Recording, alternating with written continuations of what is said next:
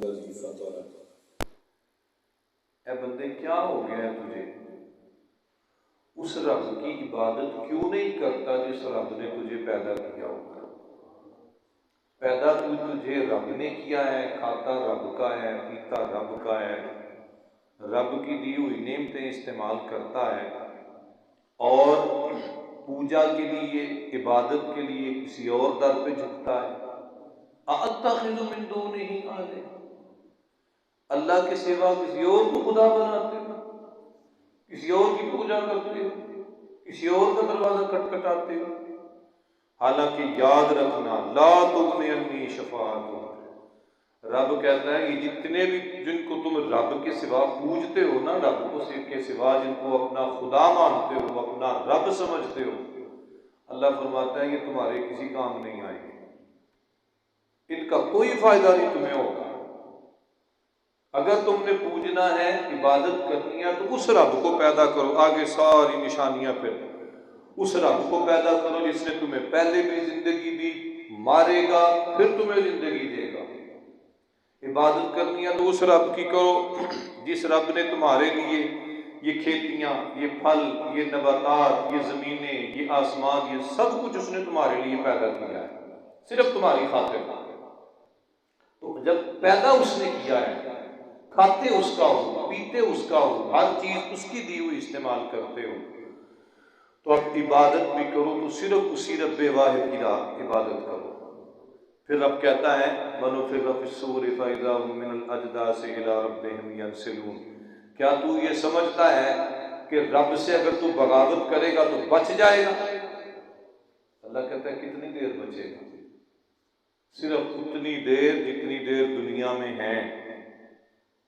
मरने के बाद तूने मट्टी में जाना है और उस मट्टी से तुझे तेरा रब भी निकालेगा। नुफ़िख़ फ़िस्सूरि फ़इज़ा हुम मिनल अजदासि इला रब्बिहिम यंसिलून, अल्लाह कहता है फिर सूर फूंका जाएगा, तू कब्रों में होगा, सूर फूंका जाएगा और उस बिगल की आवाज से सब लोग अपनी कब्रों से निकलेंगे और इला रब्बिहिम यंसिलून, अपने रब की तरफ दौड़ेंगे, अल्लाह के सामने जमा होंगे। मुफस्सिरीन इसमें लिखते हैं कि जब बंदा अपनी कब्र से निकलेगा ना तो नंगा होगा, नंगा होगा, जिस्म पे कोई कपड़ा नहीं होगा। आज तो सूरत हाल ये होती है, हम लोग आम जिंदगी में बैठ जाए ना, किसी की पिन्नी से कपड़ा उठ जाए ना तो हर बंदा कैड़ी नजर से उसको देख रहा होता है और वे खुद ही पिन्नी नंगी है, वहां पे पूरा जिस्म नंगा होगा, पर किसी को किसी दूसरे को देखने की जुर्रत नहीं होगी, ताकत नहीं होगी। वहां पे सिर्फ एक ही फिक्र होगी कि अगर वो नंगा है तो मैं भी तो नंगा हूं, अगर जिस्म नंगा है तो मेरे अमाल भी अब नंगे होंगे, अब मेरे कुरतूत भी नंगे होंगे, मेरा किया हुआ भी नंगा होगा, सारा कुछ वाज़े होगा। फिर वम्ताज़ुल यौम अय्युहल मुजरिमून, फिर ये सारे बंदे रब के सामने इकट्ठे होंगे ना मैदान माशर में, मैदान अरफात में। अब ऐलान होगा वम्ताज़ुल यौम अय्युहल मुजरिमून, मुजरिम अलग हो जाओ, मुजरिम अलग हो जाओ। इमाम अबू हनीफा रज़ियल्लाहु अन्हु के बारे में आता है कि आप जब कुरान पढ़ते थे ना, इस आयत पे आते थे तो आपकी बेटी बताती हैं कि एक रात ऐसी गुजरी कि दरवाजे के नीचे से पानी बह के आ रहा है, पानी बह के आ रहा है। मैं कहती हूँ पता नहीं आज अब्बा जी को क्या हो गया, पानी का लोटा था अंदर रखा हुआ, शायद गिरा दिया है। कहते हैं जब वो कहती हैं जब सुबह फजर की नमाज के लिए उठे तो मैंने पूछा अब्बा हुजूर ये क्या है, आज सारी जो है ना वो पानी बह के नीचे से बाहर आ रहा है, पानी गिर गया है। आपने इरशाद फरमाया बेटी पानी नहीं गिरा, ये तेरे अब्बे के आंसू आ रहे थे, ये तेरे अब्बे के आंसू थे। अब्बा जी क्या वजह? आपने फरमाया जब मैंने ये आयत पढ़ी ना वम्ताज़ुल यौम अय्युहल मुजरिमून कि मुजरिम आज अलग हो जाओ, तो मेरे दिल में ये ख्याल आया कहीं मुजरिमों की सफ में मैं भी खड़ा ना हो जाऊं। हालांकि ये वो अबू हनीफा है रज़ियल्लाहु ताला अन्हु, ये वो इमाम अबू हनीफा है, इन्होंने ना मकान दिया हुआ था किराए पे। आज जरा सोचते हैं हम क्या करते हैं और वो क्या करते हैं, उनका तरीका कार क्या था, कितना तकवा और तहारत था। किराए का मकान दिया हुआ है तो किराया लेने के लिए गए मकान किराएदार से। अब मकान का साया होता है, तो साए में नहीं खड़े हुए, धूप में खड़े हैं। तो किसी ने पूछा बाबा जी मकान का साया भी है, इतनी शिद्दत की धूप है, अब साए में क्यों नहीं खड़े हो रहे? तो आपने इरशाद फरमाया ये मकान का मालिक मैं हूं और मैं इससे किराया लेता हूं, मैं इससे रहने का किराया लेता हूं, मैं किराया लेने आया हूं। अगर मैं इसी मकान के साए में खड़ा हो गया तो कहीं सूद ना बन जाए, कहीं ये सूद ना, ये है तकवा तहारत का आलम। इमाम अबू हनीफा रज़ी अल्लाह तआला से किसी ने पूछा कि अगर आपके सामने पानी का लोटा रखा हो, आपको कहें इससे वुजू कर लें, तो क्या आप उससे वुजू कर लेंगे? आप कहने लगे पहले मैं देखूंगा वो पानी किसी ने इस्तेमाल तो नहीं किया। हुजूर कैसे पता चलेगा कि पानी किसी ने इस्तेमाल किया है? आपने फरमाया मैं गौर से देखूंगा, अगर उसमें किसी के उस पानी के अंदर किसी के गुनाह नजर आए, किसी के गुनाह नजर आए तो मैं उससे वुजू नहीं करूंगा। आपने फरमाया हुजूर ये कैसे पता चलता है कि पानी में गुनाह है? फरमाया तूने नबी का फरमान नहीं पढ़ा, जब बंदा वुजू करता है तो पानी जो है ना उसके गुनाह धो के ले जाता है। अब उस पानी के अंदर गुनाह नजर आते हैं या नहीं आते, इसके लिए तुम्हें अबू हनीफा जैसी आंख चाहिए। तकवा तहारत का आलम ये है। तो क्या कहते हैं, बेटी मैं सारी रात सो नहीं सका और रोता रहा कि या अल्लाह कहीं मुजरिमों की सफ में मैं न खड़ा हो जाऊं, कहीं मुजरिमों के अंदर मैं न खड़ा हो जाऊं। आज उनका आलम देख लें और हम कहाँ खड़े हैं। हम जानते बूझते दीदा दानिस्ता गुनाह करते हैं, जुर्म करते हैं, हराम करते हैं, फिर भी परवाह नहीं होती। अल्लाह हमें ये समझाता है कि बंदे समझ जा। फिर अल्लाह आखिर में कहते हैं इन्नमा अमरुहु इज़ा अरादा शय्अन अन यक़ूल लहू कुन फयकून। ये ना समझना कि मैं तुझे खड़ा नहीं कर सकता, मैं तुझे ला नहीं सकता, मैं तेरे आमाल नहीं देख सकता। रब कहता है मेरे लिए कोई मुश्किल नहीं है, मैं तो जब भी किसी काम को करने का इरादा करता हूँ ना तो मुझे मेहनत भी नहीं करना पड़ती, बस मैं कुन कहता हूँ तो वो काम खुद ही हो जाता है। ये मेरे रब की कुदरत है। आगे सूरह साफात है, इसमें अंबियाए किराम के मुख्तसर अल्लाह पाक ने जिक्र फरमाया है, जिसमें हज़रत नूह अलैहिस्सलाम है, हज़रत इब्राहीम अलैहिस्सलाम है। आप अक्सर एक बात सुनते हैं जी 60 सलाम 60 सलामी 60 सलामी, वो सूरह साफात के अंदर है। सलामुन अला इब्राहीम सलामुन अला इलियासीन सलामुन अला नूह फिल आलमीन सलामुन अला मूसा व हारून सलामुन अला इलियासीन। ये सारी आयतें जो है ना इसी सूरह साफात के अंदर है। अल्लाह ताला नबियों का जिक्र करते हुए फिर अल्लाह रब उन पर खुद सलाम भेजता है कि मैं रब हो के इब्राहीम को भी सलाम भेजता हूँ, मैं रब हो के मूसा और हारून को भी सलाम भेजता हूँ, मैं रब हो के हज़रत जनाब इलियास को भी सलाम भेजता हूँ। इसमें जो हज़रत इब्राहीम अलैहिस्सलाम का जो अपने बेटे को ज़बह करने का तस्करा है हज़रत इस्माईल को, वो इस सूरह साफात के अंदर है। 13 साल की जब उम्र होती है हज़रत इस्माईल अलैहिस्सलाम की, तो इसमें याद रखिएगा हज़रत इब्राहीम को इस्माईल अलैहिस्सलाम को ज़बह करने का हुक्म नहीं दिया गया था कि भाई अपने बेटे को ज़बह करो। इसलिए अगर हुक्म होता अल्लाह की तरफ से तो फिर कमाल इब्राहीम नहीं है। अगर हुक्म होता तो फिर तो हुक्म को मानने के पाबंद है, फिर तो करना ही करना है, फिर कमाल किस चीज का है? कमाल हुक्म नहीं था, ख्वाब देखा था कि मैं अपने बेटे को ज़बह कर रहा हूँ। हज़रत इब्राहीम मैं ख्वाब देखा, ख्वाब में मतलब इशारा क्या होता है कि अपनी प्यारी चीज़ अल्लाह के रास्ते में कुर्बान करो। हज़रत इब्राहीम सुबह उठे, 100 ऊँट अल्लाह के रास्ते में दे दिए। फिर ख्वाब देखा प्यारी चीज़, इन्होंने फिर 100 ऊँट दे दिए। फिर ख्वाब देखा प्यारी चीज़, फिर 100 ऊँट दे दिए। अगले दिन फिर ख्वाब देखा कि बेटे को ज़बह कर रहे हैं। अब सुबह उठे, ना आओ देखा न ताओ, न किसी से पूछा न सुना न देखा, बस बेटे को लिया, छुरी ली और चल पड़े। और वो सीन जो रात को अल्लाह ने दिखाया था ना ख्वाब में, उसी सीन के मुताबिक अपने बेटे को ले गए, वादी मिना में गए, पत्थर पे लिटाया। पत्थर पे लिटाने के बाद हज़रत इस्माईल अलैहिस्सलाम को ज़बह करने वाला वो सारा सीन, और उसमें क्या था, इस्माईल अलैहिस्सलाम ने 4 बातें कही थी। एक उन्होंने कहा था कि अब्बा जी मेरे हाथ पांव बांध लेना। फरमाया बेटा क्यों? इसलिए कि अब्बा जी मैं बेटा हूँ, आप मेरे बाप हैं, आप छुरी चलाएंगे मैं तड़पूंगा, कहीं तड़पते तड़पते मेरा हाथ या पांव आपको लग गया तो मैं बाप का बेअदब ना बन जाऊं। मेरे हाथ पांव बांध ले। हाथ पांव बांध लिए। उसके बाद आपने अपने कपड़े उतारे तो इस्माईल अलैहिस्सलाम ने फरमाया ये मेरी माँ को मेरा तोहफा और निशानी दे देना। तीसरी बात क्या कही?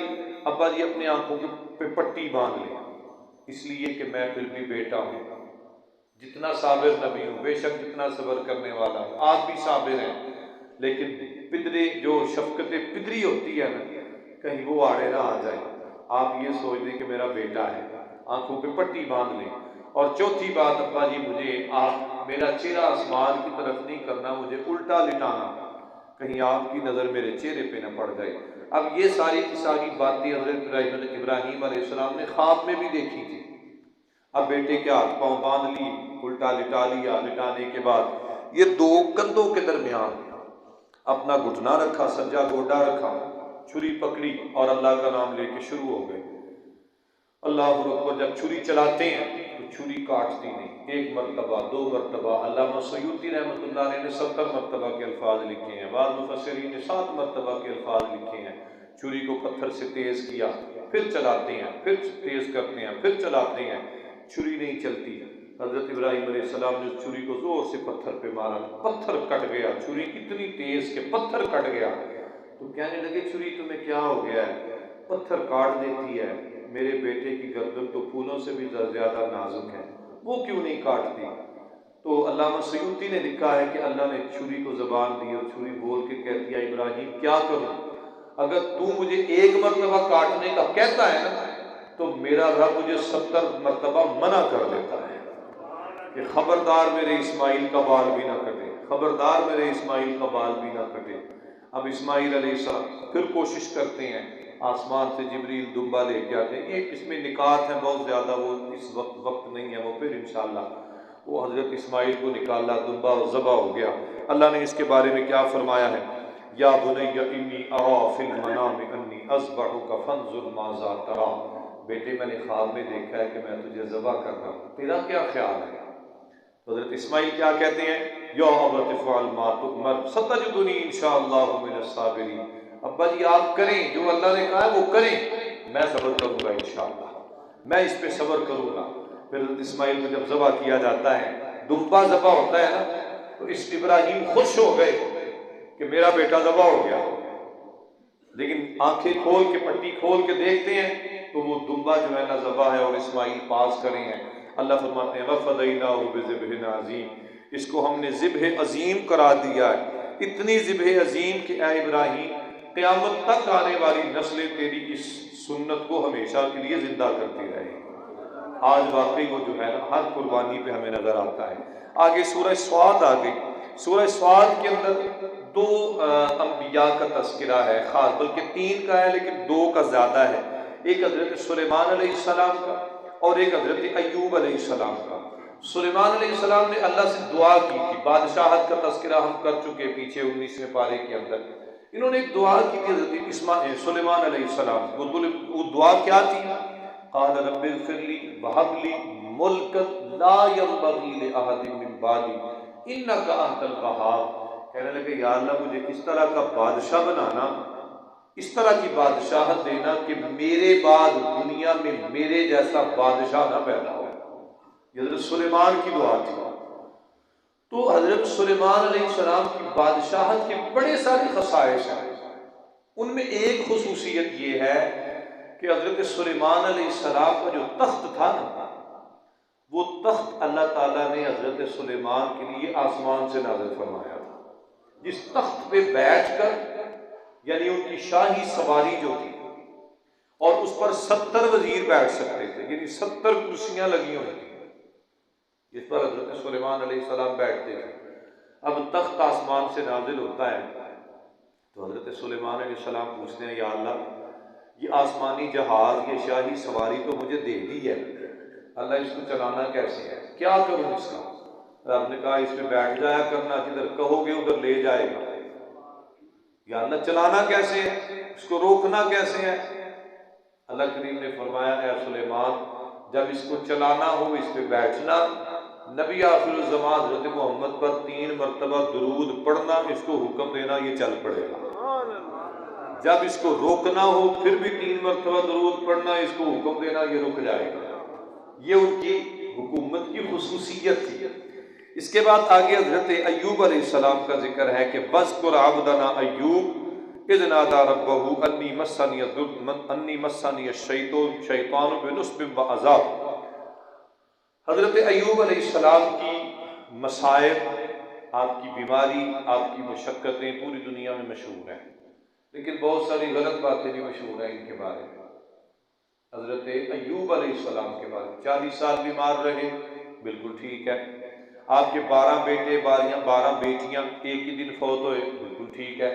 आपके हज़ारों की तादाद में जानवर एक ही दिन में मारे गए, बिल्कुल ठीक है। आपका घर सारा जो है ना वो गिर गया, शहीद हो गया एक ही दिन में, ये भी बात ठीक है। लेकिन इससे आगे कुछ गुलूब भी है। वो गुलूब ये है कि हज़रत अय्यूब अलैहिस्सलाम के जिस्म में कीड़े पड़ गए थे। और ये इतने आप पढ़े लिखे आप बाहर बैठे हैं, मेरा इल्म तो इसमें नाकिस है। अगर आपकी नज़रों से कोई अथेंटिक रिवायत इसके बारे में गुजरे तो मेरे इल्म में ज़रूर इजाफा कीजिएगा। मैंने जितनी रिसर्च किया मुझे कोई ऐसी बात नज़र नहीं आई कि हज़रत अय्यूब अलैहिस्सलाम के जिस्म में कीड़े पड़ गए थे। लोगों में तो यहाँ तक भी मशहूर है कि कीड़ा पड़ता था तो ज़मीन पर गिरता तो उसको पकड़ के कहते खा, अल्लाह ने तेरी खुराक बनाई हुई है, अल्लाह ने ये तेरा खाना बनाया हुआ। मैंने नहीं कहीं भी पढ़ा ही। अगर आपने पढ़ा हो तो मुझे ज़रूर बताइएगा, क्योंकि जिस्म में कीड़ा पड़ना ये नबी के शायाने शान नहीं है। उसकी वजह क्या है? कीड़े गंदी जगह पे आते हैं। क्यों जी?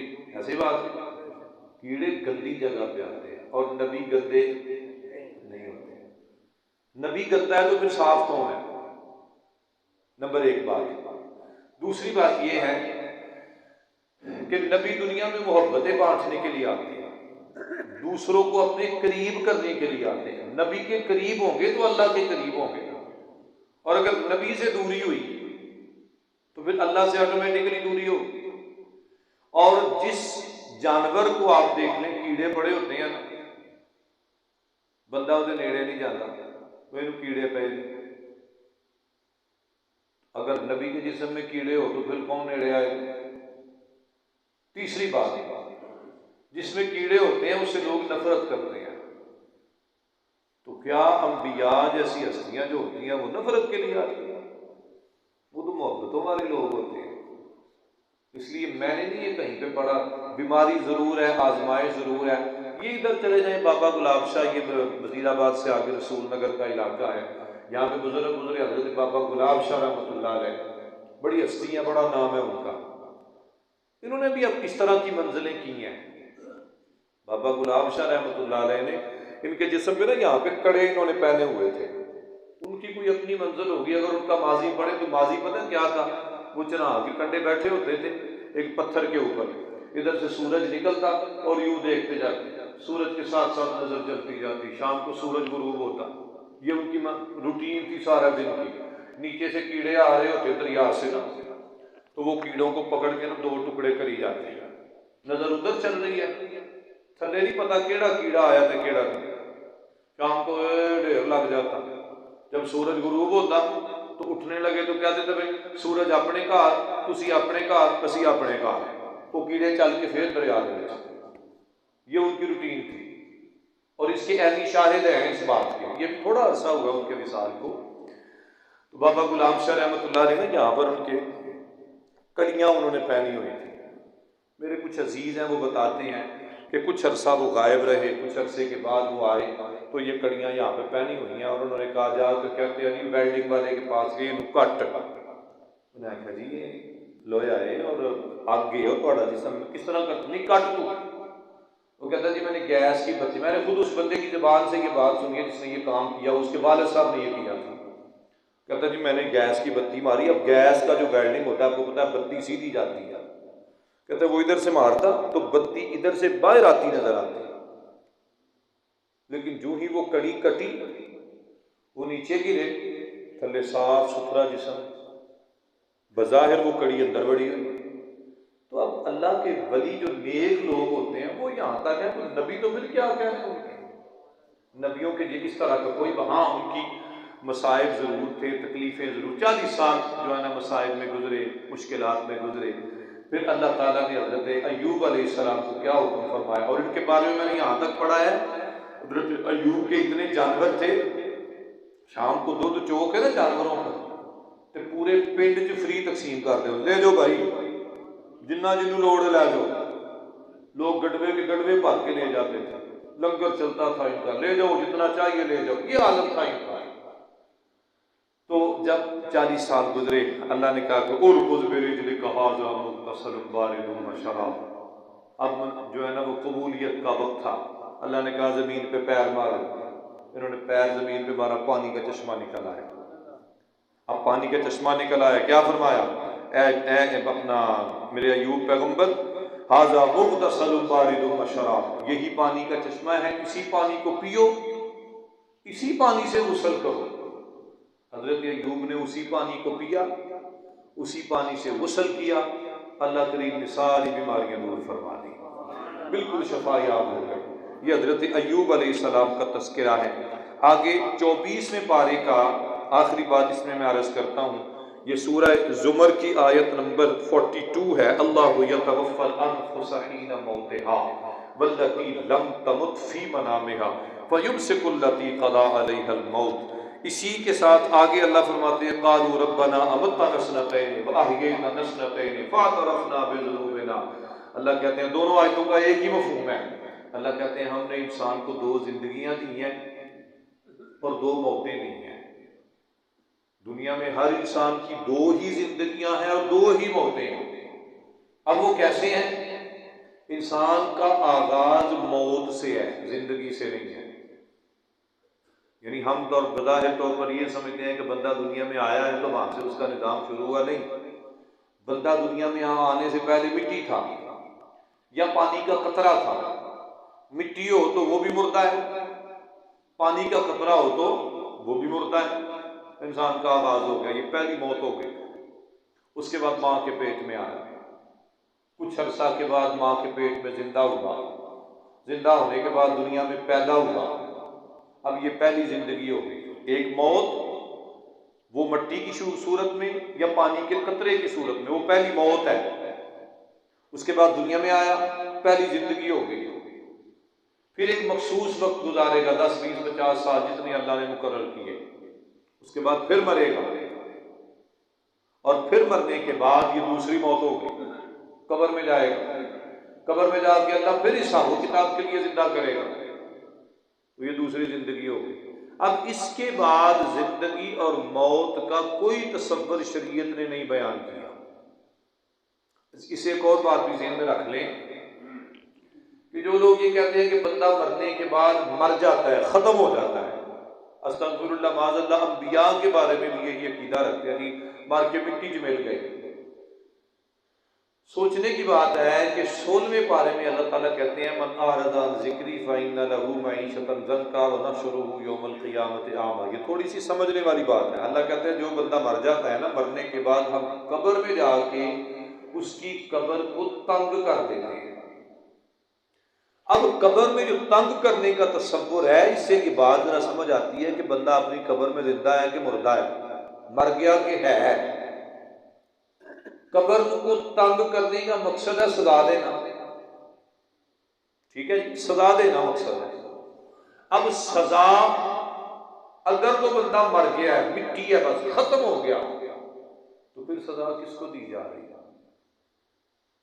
एक बंदा मरिया पड़ा हो, मुर्दा हो, और वो उसी डंडे मारी जाइए, उसको क्या फायदा मारने का? फायदा तो तब होता है जब उसके जिस्म के अंदर रूह भी मौजूद है। फिर दूसरी बात यह है कि दुनिया में रहते हुए बंदा गुनाह करता है तो सिर्फ जिस्म करता है या सिर्फ रूह करती है? गुनाह दोनों करते हैं। बंदे के जिस्म में रूह मौजूद है तो अच्छा भी करेगा और बुरा भी करेगा। रूह ही नहीं है तो ना अच्छा कर सकता है ना बुरा कर सकता है। जब दुनिया में रह के गुनाह दोनों करते हैं तो कब्र में सजा भी तो दोनों को मिलेगी। दुनिया में रह के नमाज, नेकी, रोजा दोनों करते हैं तो कब्र में जाके राहत भी तो दोनों को मिलेगी। दोनों को उसी वक्त मिलेगी जब कब्र में जिंदा होगा, और अगर जिंदा नहीं है तो फिर काहे का ये तसव्वुर है। नबी अलैहि सलाम फरमाते हैं इन्नहु लयस्मउ खफ़क़द आलिहिम, मिशकात मुस्लिम में है, हुजूर फरमाते हैं जब बंदा मर जाता है ना तो मरने के बाद उसके अजीज रिश्तेदार उसकी कब्र पे जाते हैं ना दुआ करने के लिए, फूल चढ़ाने के लिए या कोई भी इस तरह का काम करने के लिए, तो हुजूर फरमाते हैं जब वो उसके अजीज चल के जाते हैं ना कब्र पे, तो वो मुर्दा कब्र वाला अपने अजीजों के जूतों की आवाज सुनता है और पहचान लेता है कि मेरा बेटा मेरी कब्र पे आया है या मेरा भाई मेरी कब्र पे आया है। अल्लाह ने ये तसव्वुर बयान किया है, अल्लाहु यतवफ़्फ़ल अनफुसा हीना मौतिहा, कि बंदे तेरी रूह जो है ना, रूह ये अल्लाह के कब्जे में है। जब तू रात को सोता है, अब उस दिन चढ़े तेरे रब की मर्जी है, तेरी रूह को लौटा दे या ना लौटाए, ये उसके इख्तियार में है। बड़ी मर्तबा आप सुनते देखते हैं, लो जी वो बंदा राती सुनता थे पक्का ही सो गया, सवेरे उठा ही ना, वो क्या है, रूह निकली, अल्लाह ने वापस नहीं लौटाई। और अगर इसमें थोड़ा सा बहस करें ना, मजीद किताब रूह ने, अल्लामा इब्न क़य्यिम ने इस पर बहस की है, वो कहते हैं असल में जब बंदा सोता है तो जिस्म से रूह निकल जाती है, वो जिस्म के ऊपर साया करके रहती है। अल्लामा तफ्ताज़ानी रहमतुल्लाह अलैह भी इसको लिखा है, जिस्म के ऊपर मुअल्लक रहती है रूह जब रात को बंदा सो जाता है। असी लोग कहते हैं नींदर पूरी हो गई है, असल में रूह दाखिल होती है, ये निज़ाम है उस रब का। अब रूह जब ऊपर मुअल्लक रहती है, जिसकी अल्लाह ने जिंदगी रखी होती है, रूह दोबारा दाखिल होती है, वो जिंदा उठ जाता है, और जिसकी जिंदगी खत्म हो जाती है वो रूह निकली बस निकल गई, फिर वापस नहीं आती। अल्लाह भी यही समझाता है कि ये मेरे कब्जे में है, जिसको चाहूं लौटा दूं, जिसको चाहूं लौटा ना लौटाऊं। बंदे तू इस पे जो है ना सोचा ना कर, तू बस ये सोच कि मेरे अल्लाह, मेरी रूह मेरे रब के पास है, जब चाहेगा वो मुझे बुला लेगा, उस वक्त आने से पहले अपने अल्लाह को राजी करो। दुआ है अल्लाह ताला हम सबको उसकी हाज़िरी कबूल फरमाए। अच्छा, आज चूँकि आखिरी दिन है, कल से इंशाअल्लाह आखिरी अशरा शुरू हो जाएगा। अभी तक 5 से 6 लोग जो है ना तकरीबन जिन्होंने एतिकाफ का कहा है, माशाअल्लाह अल्हम्दुलिल्लाह। और अभी और भी जो दोस्त हैं आपके घर में, बच्चे या भाई हैं या आप खुद हैं, तो वो कम अज़ कम थोड़ा सा मेहरबानी बता दें ताकि तरतीब जो है ना उसके मुताबिक लगा दें। अच्छा हाफ़ साहब, एक छोटी सी गुजारिश है, वो ये है कि जितने भी एतिकाफ़ करने वाले आएंगे ना, मैं इधर हूँ या ना हूँ, कोशिश करना है कि उनके खैमे पहले इधर लगवाएं, क्योंकि इधर टूटियाँ शूटियाँ सारा कुछ पास है, इधर वो कमरा भी है, बर्तन शर्तन ये वो सारा संभाला जा सकता है। इधर चूँकि गली आ जाती है साथ, इधरों जो पोरो हो जाए तो फिर इस पास से जो है ना वो जो भी करना है उसमें एक चीज़ देख लें, अगर को किन्नी शिल्ली को पैप शैप को शायद ज़रूरत है, ताकि अल्लाह के मेहमान आएंगे उन मेहमानों के हम मेज़बान बने। अल्लाह ताला जो है ना वो अमल की तौफीक अता फरमाए। अल्लाहुम्मा सल्लि अला सय्यदिना व मौलाना मुहम्मदिन व बारिक व सल्लिम अलैहि। रब्बना आतिना फिद दुनिया हसना व फिल आखिरति हसना व क़िना अज़ाबन्नार। समीना व अताना गुफ़रानक रब्बना व इलैकल मसीर।